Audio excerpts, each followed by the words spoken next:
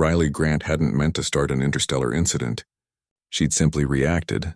The Chronathian delegate reached for something at his hip, shoulders dipping, arms sweeping back. 3 years on the Terran-Chronathian border had carved threat patterns into Riley's nervous system, deeper than any treaty could erase. She moved without thinking.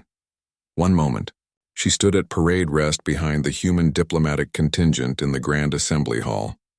The next, her arm locked around the delegate's throat, her body positioned exactly as the drill sergeants had taught her.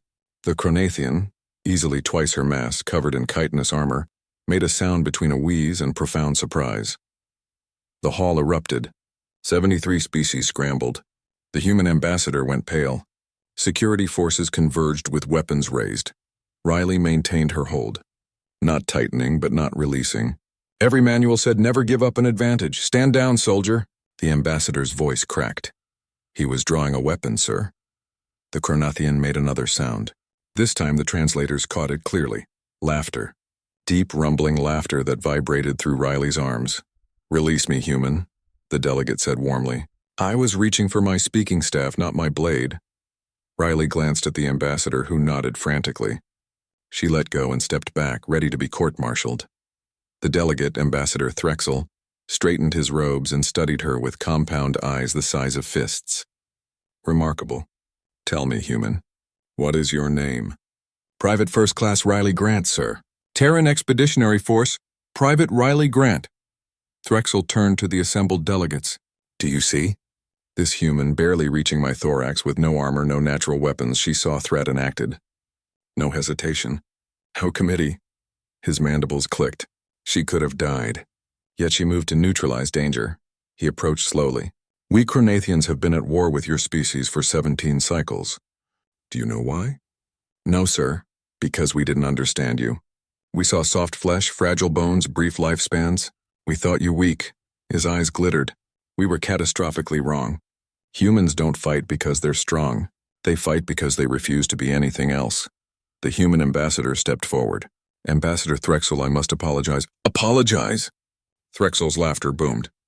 Your soldier demonstrated the exact quality we need to end this war. Not diplomacy. Raw, honest, immediate commitment. He withdrew a crystalline tablet. I formally request Private Riley Grant join the peace negotiation team. The hall exploded into debate. Riley stood frozen. How had choking a diplomat become a job interview? My people respect strength above all, Threxel said directly to her. Not military might, true strength. To act when required, to protect when needed. He placed a heavy hand on her shoulder, claws retracted. You attacked me without hesitation. Now I ask, will you fight with equal commitment for peace? Riley thought about 3 years of war, friends lost, colonies burned. She thought about how sometimes the only way forward was to grab hold and not let go. Yes, sir. The next 3 days tested Riley in ways combat never had. The Chronathian War Council wanted proof. They put her in their sacred training pit against 3 warriors, each 3 meters tall with exoskeletons like fortresses. She lost all 3 matches, but she never quit. When the 3rd warrior pinned her, she was still fighting, still calculating angles. Their leader, Krathix, approached as she limped out. You fight like hatchlings, small, weak, doomed. But you fight. This matters. The real negotiations began that night. Riley sat between human diplomats and Chronathian warriors who'd spent years killing each other. Vermilion 4, Krathix said coldly. Your people slaughtered 300 civilians. We have footage. Riley cut off the ambassador's prepared response. Show me. The room went silent. They played the recording. Terran fighters strafing settlements, explosions, bodies. I've seen similar footage, Riley said quietly. Chronathian raiders hitting Terraform Station. Civilians, children. She looked at Krathix. We've both committed atrocities. The question is, do we keep making these recordings or do we stop?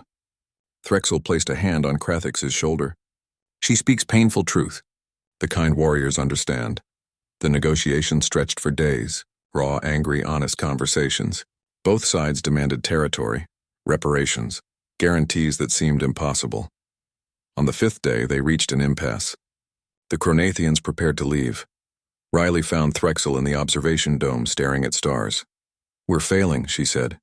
Yes. My people want victory or vengeance. Yours want the same. Peace requires accepting that neither gets what they want. What if we stop asking what each side wants and ask what both sides need? Riley turned to him. We need the killing to stop. Everything else, territory, pride, those are wants. She paused. When I grabbed you, I wasn't thinking strategy. I was thinking survival. Maybe that's what we're missing. The next morning, Riley presented a proposal that made everyone uncomfortable.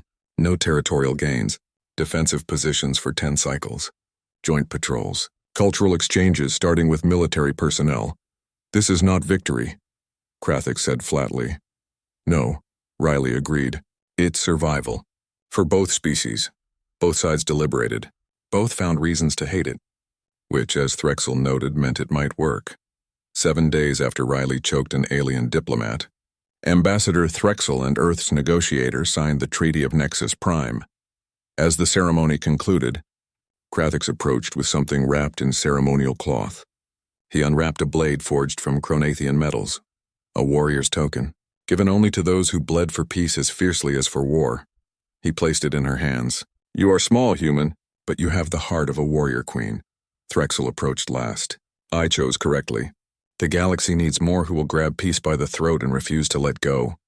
Riley smiled. That's one way to put it. The human ambassador brought a datapad. Command approved your promotion to lieutenant. You're assigned to the new Joint Peace Monitoring Force, with Krathix's unit. Riley looked at the blade, at the Chronathian warriors, at the stars beyond. She thought about how one moment of instinct had cracked open a door that decades of diplomacy couldn't budge. When do I start? The security footage became required viewing at both military academies, with one annotation both species agreed on. Sometimes the right person to broker peace is a soldier, who knows exactly what war costs and refuses to accept that cost any longer. Lieutenant Riley Grant became the most unlikely peacekeeper in galactic history, not because she attacked a diplomat, but because she fought for peace with the same fierce commitment she once reserved for war, and that made all the difference.